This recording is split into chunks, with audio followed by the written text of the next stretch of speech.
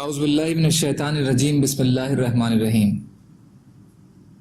رب اشرح لی صدری ویسر لی امری واحلل عقدۃ من لسانی یفقہوا قولی۔ حیات الصحابہ رضی اللہ تعالی عنہم، حصہ اول، دعوت کا باب، میدان جنگ میں دعوت دینا۔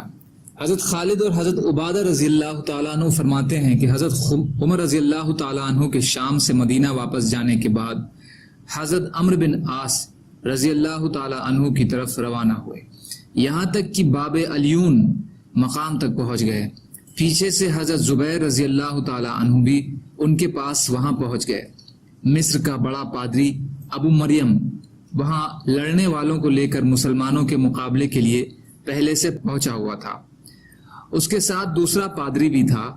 مقوقس نے اس ابو مریم کو اپنے ملک کی حفاظت کے لیے بھیجا تھا۔ جب حضرت عمرو نے وہاں پڑاؤ ڈالا تو یہ مصری ان سے لڑنے کو تیار ہو گئے۔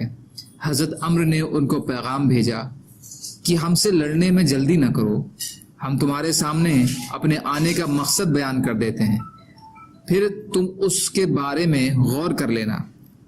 اس لیے انہوں نے اپنے لشکر کو جنگ سے روک لیا۔ حضرت عمرو نے پھر یہ پیغام بھیجا کہ میں بات کرنے کے لیے سامنے آ رہا ہوں، ابو مریم اور ابو مریام بھی مجھ سے بات کرنے کے لیے باہر آ جائیں۔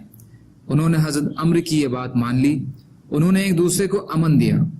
حضرت عمرو نے ان دونوں سے کہا کہ تم دونوں اس شہر کے بڑے پادری ہو، ذرا غور سے سنو۔ اللہ تعالیٰ نے حضرت محمد صلی اللہ علیہ وسلم کو حق دے کر بھیجا اور حق پر چلنے کا انہیں حکم دیا، اور حضرت محمد صلی اللہ علیہ وسلم نے ہمیں حق پر چلنے کا حکم دیا ہے۔ جتنے حکم آپ کو ملے ہیں وہ آپ نے سارے ہم تک پہنچا دیے، پھر آپ دنیا سے تشریف لے گئے۔ آپ پر اللہ کی لاکھوں رحمتیں ہوں، اپنی ذمہ داری کا حق ادا کر گئے اور ہمیں ایک کھلے راستے پر چھوڑ گئے۔ آپ جن باتوں کا ہمیں حکم کر گئے ان میں یہ بھی ہے کہ ہم لوگوں کے سامنے اپنا مقصد پورے طور پر بیان کر دیں، اس لیے کہ ہم تمہیں اسلام کی دعوت دیتے ہیں۔ جو ہماری اس دعوت کو قبول کر لے گا وہ ہمارے جیسا بن جائے گا، اور جو ہماری دعوت اسلام کو قبول نہیں کرے گا ہم اس پر جزیہ پیش کریں گے کہ وہ جزیہ ادا کرے، ہم اس کی ہر طرف حفاظت کریں گے۔ انہوں نے ہمیں بتایا تھا کہ ہم تم پر فتح حاصل کر لیں گے۔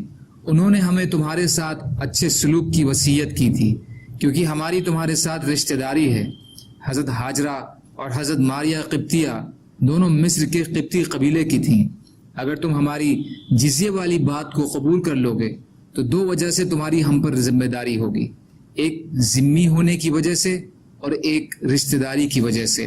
ہمارے امیر نے بھی ہمیں مصر کے قبطیوں کے ساتھ اچھے سلوک کی ہدایت کی تھی، کیونکہ حضور صلی اللہ علیہ وسلم نے ہمیں قبطیوں کے ساتھ اچھے سلوک کی وصیت فرمائی ہے، اس لیے کہ قبطیوں سے رشتہ داری بھی ہے اور ان کی ذمہ داری بھی ہے۔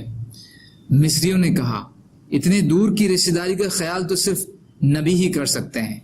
حضرت ہاجرہ وہ بھلی اور شریف خاتون ہمارے بادشاہ کی بیٹی تھیں، اہل منف میں سے تھیں۔ منف مصر کا پرانا دارالخلافہ یعنی راجدھانی ہے، اور بادشاہت انہی کی تھی۔ عین شمس والوں نے ان پر حملہ کر کے ان کو قتل کر دیا اور ان سے بادشاہت چھین لی، اور باقی بچے ہوئے لوگ اس علاقے کو چھوڑ کر چلے گئے۔ اس طرح وہ خاتون حضرت ابراہیم علیہ السلام کے پاس آ گئیں۔ حضرت ابراہیم علیہ السلام کی ہمارے یہاں آمد بڑی مسرت اور خوشی کا سبب تھی۔ جب تک ہم مشورہ کر کے واپس نہ آئیں اس وقت تک کے لیے ہمیں امن دے دیں۔ حضرت عمرو نے فرمایا مجھ جیسے آدمی کو کوئی دھوکہ نہیں دے سکتا، تم دونوں کو 3 دن کی مہلت دیتا ہوں تاکہ تم دونوں خود بھی غور کر لو اور اپنی قوم سے مشورہ بھی کر لو۔ اگر تم نے 3 دن تک کوئی جواب نہ دیا تو میں تم سے جنگ شروع کر دوں گا، مزید انتظار نہیں کروں گا۔ ان دونوں نے کہا کچھ وقت اور بڑھا دیجئے۔ حضرت عمرو نے 1 دن اور بڑھا دیا۔ انہوں نے کچھ اور وقت بڑھانے کی مزید درخواست کی۔ حضرت عمرو نے 1 دن اور بڑھا دیا۔ وہ دونوں مقوقس کے پاس واپس چلے گئے۔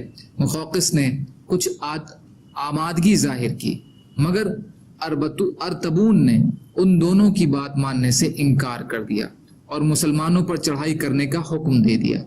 ان دونوں پادریوں نے مصر والوں سے کہا ہم تو تمہاری طرف سے بچاؤ کی پوری کوشش کریں گے اور ان کی طرف لوٹ کر نہ جائیں گے، اور ابھی 4 دن باقی ہیں، ان 4 دنوں میں مسلمانوں کی طرف سے تم پر حملے کا خطرہ نہیں ہے، امان ہی کی امید ہے۔